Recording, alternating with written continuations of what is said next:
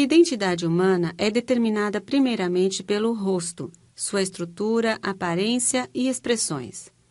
As alterações determinadas pela idade que afetam a aparência do rosto podem levar o indivíduo a sentir que sua identidade mudou ao longo do tempo. Essas mudanças podem ocorrer nas regiões alta, média e baixa da face. No entanto, as do terço inferior geralmente são as mais aparentes.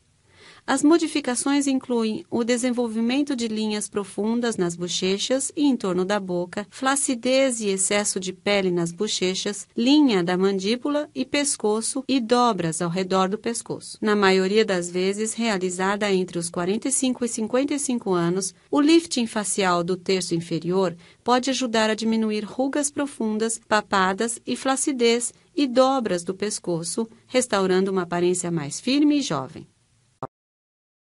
Antes de saber como funciona o lifting facial ou ritidoplastia, é importante conhecer a estrutura do rosto e entender como o processo de envelhecimento provoca mudanças ao longo do tempo. A face é formada por camadas de pele, músculo e gordura, que se estendem acima dos ossos faciais. Semelhantes a um elástico que foi esticado, os tecidos do rosto enfraquecem, perdendo a elasticidade e a capacidade de se manterem firmes e vigorosos. O rosto envelhece por vários motivos. Em resposta aos danos causados pelo sol e outros fatores, a rede de sustentação da pele, constituída por colágeno e elastina, é destruída. Consequentemente, a pele perde parte de sua estrutura e elasticidade e fica flácida. Além disso, os músculos faciais enfraquecem e se distendem, e os depósitos de gordura, que normalmente dão à face um aspecto arredondado e suave, descem e diminuem, criando áreas fundas. Essas mudanças juntas criam rugas profundas, papadas e flacidez da pele na parte baixa do rosto. Existem vários tipos de lifting facial, sendo que cada um corrige uma determinada área da face. Por exemplo, o lifting do terço inferior rejuvenesce a parte baixa do rosto. As mudanças causadas pela idade que acometem as porções superior e média do rosto geralmente são corrigidas com o lifting da testa e do terço médio da face, respectivamente. No lifting facial do terço inferior, os tecidos conjuntivo e muscular subjacentes, conhecidos como SMAS, são elevados, a pele do rosto esticada e o excesso de pele removido. É importante lembrar que esse tipo de lifting não corrige as marcas do envelhecimento na testa ou ao redor dos olhos, nem trata as linhas finas ou as irregularidades de forma e textura da pele. O médico pode ajudá-lo a determinar o procedimento mais adequado e se um procedimento adicional como blefaroplastia ou peeling produziria um rejuvenescimento facial mais amplo. A duração de um lifting facial do terço inferior é de aproximadamente 3 horas, dependendo da extensão do tratamento. Antes do início do procedimento, a área a ser tratada é limpa e um anestésico será administrado. Normalmente aplica-se anestesia geral, onde o paciente dorme durante a cirurgia. No entanto, é possível administrar anestesia local com sedação, onde o rosto e as áreas próximas ficam dormentes e você relaxado. Antes da incisão, o cabelo à volta é repartido e é aplicada uma pomada antisséptica que ajuda a mantê-lo no lugar. Uma vez que a área da incisão fica exposta, as linhas de incisão são cuidadosamente desenhadas de modo que as cicatrizes fiquem as mais escondidas possíveis.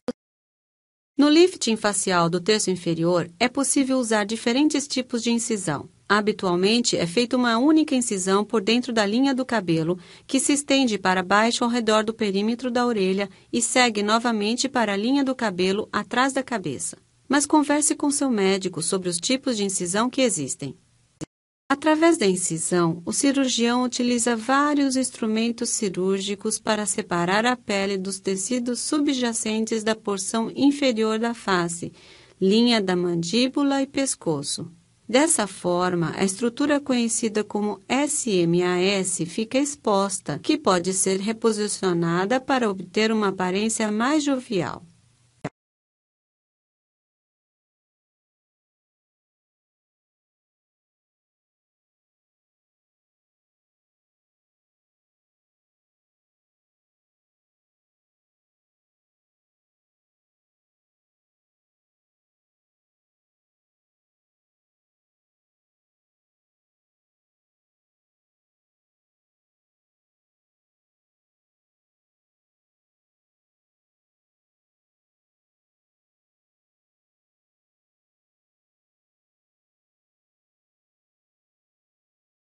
SMAS é uma camada de tecido composto por músculos e tecido conjuntivo fibroso. Embora nem todos os médicos manipulem o SMAS durante o lifting facial, alguns o reposicionam para elevar as estruturas faciais e deixar a aparência mais jovial. Existem vários métodos que podem ser utilizados para suspender o SMAS, como dobra ou remoção, em que o tecido é aumentado e suspenso com suturas. Apesar de as técnicas serem diferentes, todas elas suspendem e esticam as estruturas subjacentes da face.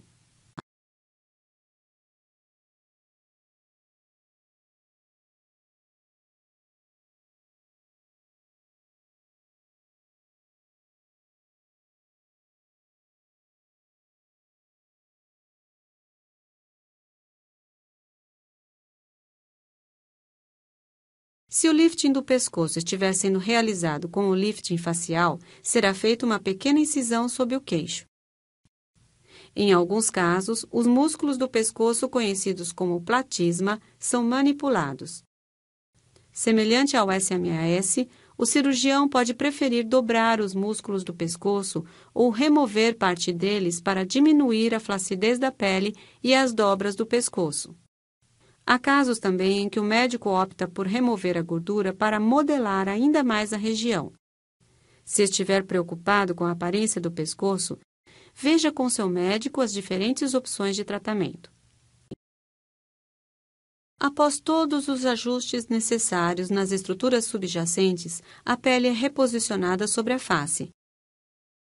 Em alguns casos, o cirurgião pode colocar um dreno cirúrgico abaixo da pele para impedir a formação de líquido durante a cicatrização, embora, em geral, não seja necessário.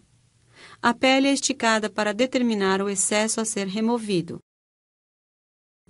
São feitos cortes-guia e colocadas suturas em diferentes pontos da incisão para estabelecer a tensão mais apropriada.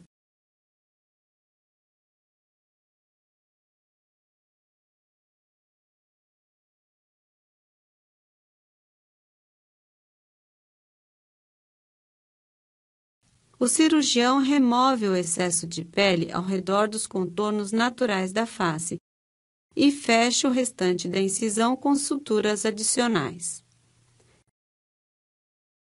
Embora alguns médicos prefiram não utilizar curativos, outros podem aplicar uma bandagem mais frouxa ou uma malha de compressão para agilizar o processo de cicatrização.